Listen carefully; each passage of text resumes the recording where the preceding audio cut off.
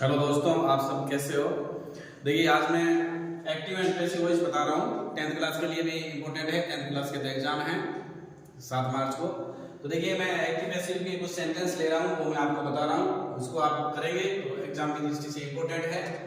तो देखिए, पहला मैं एक्टिव ले रहा हूँ।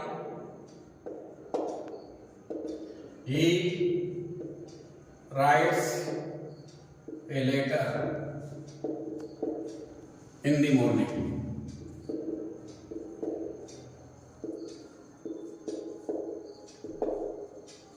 मैंने लिया ही writes a letter in the morning. सबसे पहले अपने को इसमें पता करना पड़ेगा कि टेंस कौन सा है। देखिए, जहां से स्टार्ट है वो आपका सब्जेक्ट है, ये आपका सब्जेक्ट हुआ। सब्जेक्ट के बाद में हेल्पिंग वर्ब होती है, हेल्पिंग वर्ब नहीं है तो ये मेन वर्ब है, और मेन वर्ब के तुरंत बाद ऑब्जेक्ट बैठा होता है, लेटर ऑब्जेक्ट। और ये आपका एक्स्ट्रा, जिसको अदर कह सकते हैं। एक्टिव से पैसिव बनाएंगे, active making to passive voice 5 golden rule. पहले आप ऑब्जेक्ट को सब्जेक्ट बनाएंगे, फिर आप हेल्पिंग वर्ब लगाएंगे टेंस के अनुसार, और उसके बाद में वर्ब की थर्ड फॉर्म लगाएंगे, फिर बाई लगाएंगे, और फिर वापस सब्जेक्ट का ऑब्जेक्ट बना देंगे। तो देखिए, इसका पैसिव होएगा ए लेटर। पहले ले रहा हूं मैं, ए लेटर इज सिंगुलर। अगर एक्टिव के अंदर प्रेजेंट इंडेफिनिट टेंस से बात होती है, सर हमें कैसे पता चलेगा कि प्रेजेंट इंडेफिनिट टेंस है। देखिए, वर्ब की फर्स्ट फॉर्म में एस जुड़ा हुआ है, वर्ब की फर्स्ट फॉर्म हो या वर्ब की फर्स्ट फॉर्म में एस या ईएस हो तो प्रेजेंट इंडेफिनिट टेंस होता है। और प्रेजेंट इंडेफिनिट टेंस का पैसिव बनेगा तो हेल्पिंग वर्ब की जा रहे लगाएंगे। थोड़ा मैं रिवाइज करवा देता हूं। अगर एक्टिव में प्रेजेंट कंटीन्यूअस टेंस है तो प्रेजेंट कंटीन्यूअस टेंस का कैसे पता चलेगा? हेल्पिंग वर्ब ही जा रहे होगी, मेन वर्ब की फर्स्ट फॉर्म प्लस आईएनजी होगी, उसका पैसिव बनाएंगे तो प्लस बीइंग लगेगा। अगर एक्टिव में प्रेजेंट परफेक्ट टेंस है तो उसकी हेल्पिंग वर्ब है जो है होती है, मेन वर्ब की थर्ड फॉर्म होती है, उसका पैसिव बनाएंगे तो प्लस बीन लगेगा। और अगर एक्टिव में प्रेजेंट परफेक्ट कंटीन्यूअस टेंस है तो उसकी हेल्पिंग वर्ब हैज बीन और हैव बीन, और वर्ब की first form plus ING with since for, घड़ी के समय के साथ सिंस लगता है और घंटे के साथ फॉर लगता है, तो इसका पैसिव बनेगा नहीं, यानी नो पैसिव वॉइस। अब पास्ट के 4 है। पास्ट इंडेफिनिट टेंस है तो पास्ट इंडेफिनिट टेंस की हेल्पिंग वर्ब डिड है, हेल्पिंग वर्ब डिड है, और मेन वर्ब की सेकंड फॉर्म है। डिड और वर्ब की सेकंड फॉर्म दोनों साथ में नहीं आएगी, जहां डिड आएगा वहां वर्ब की फर्स्ट फॉर्म आएगी, और इसका पैसिव बनाएंगे तो हेल्पिंग वर्ब वाच और वर लगेगी। नेक्स्ट, इसके बाद में पास्ट कंटीन्यूअस टेंस है, इसकी हेल्पिंग वर्ब वाच और वर है, और मेन वर्ब की फर्स्ट फॉर्म प्लस आईएनजी, इसका पैसिव बनाएंगे तो प्लस बीइंग लगेगा।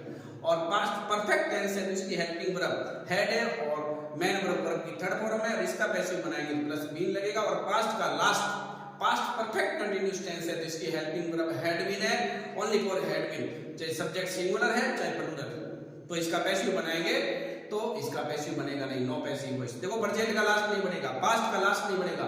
Future indefinite tense, future indefinite tense की हेल्पिंग वर्ब विल और शेल, विल और शेल वैसे मॉडल भी माने जाते हैं, और मेन वर्ब की फर्स्ट फॉर्म, इसका पैसिव बनाएंगे तो हेल्पिंग वर्ब बी लगेगी।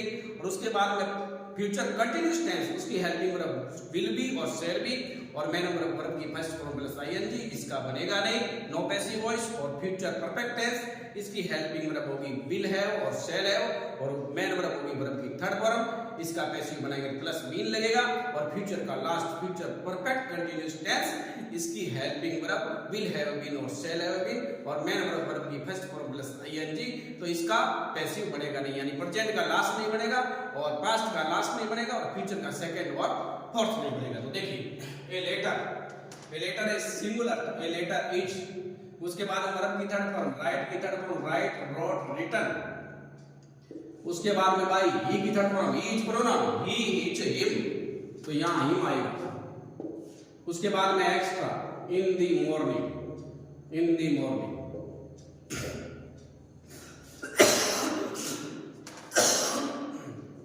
सेकेंड एक्टिव ले रहा हूं,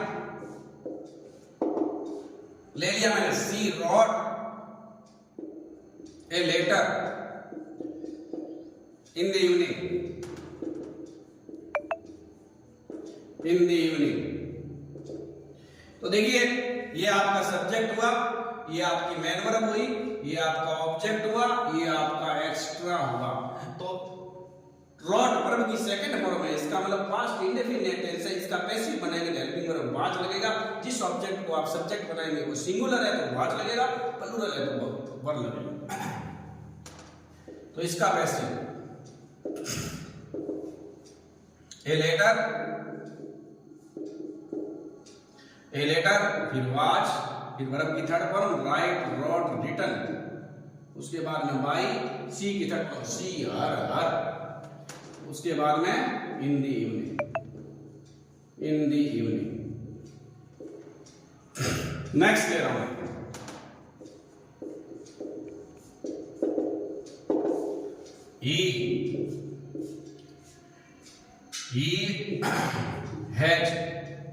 he has eaten an apple in the morning.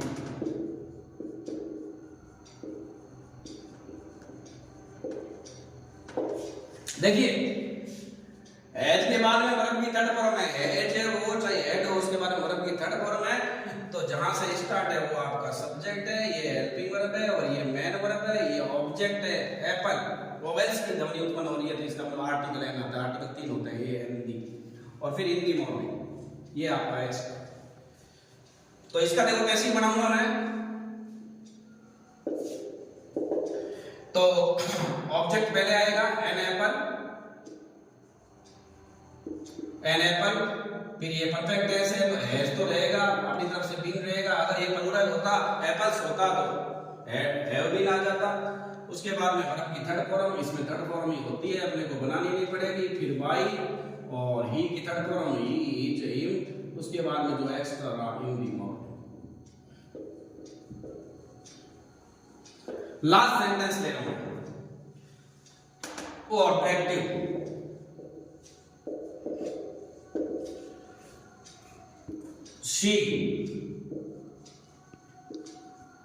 she will play football in the ground। देखिए टेंस का इंडिकेट करना जरूरी है। ये सब्जेक्ट है, ये आपकी हेल्पिंग वर्ब है, ये आपकी मेन वर्ब है, ये आपका ऑब्जेक्ट है और ये आपका एक्स्ट्रा है। तो देखिए इसका मैं ऐसे बनाऊंगा मैं, तो ऑब्जेक्ट पहले लिखेंगे फुटबॉल, फुटबॉल को वैसे सिंगुलर माना जाता है तो ये विल, और ये फ्यूचर इंडेफिनिट टेंस है तो हेल्पिंग वर्ब अपनी तरफ से बी लगेगा। फिर वर्ब की थर्ड फॉर्म प्ले की प्लेड, उसके बाद में बाई, सी की थर्ड फॉर्म हर, उसके बाद में इन दी ग्राउंड। देखिए मैंने एक्टिव पैसिव करवाए हैं तो ये आप जरूर कर लीजिएगा। मैंने हर टेंस की हेल्पिंग वर्ब और मेन वर्ब बता दी।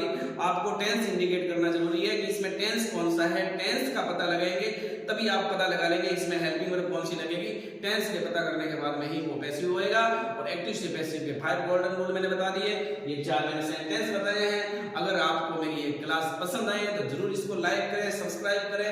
मैं भोजराज प्रजापति सर, मुस्कान क्लासेस।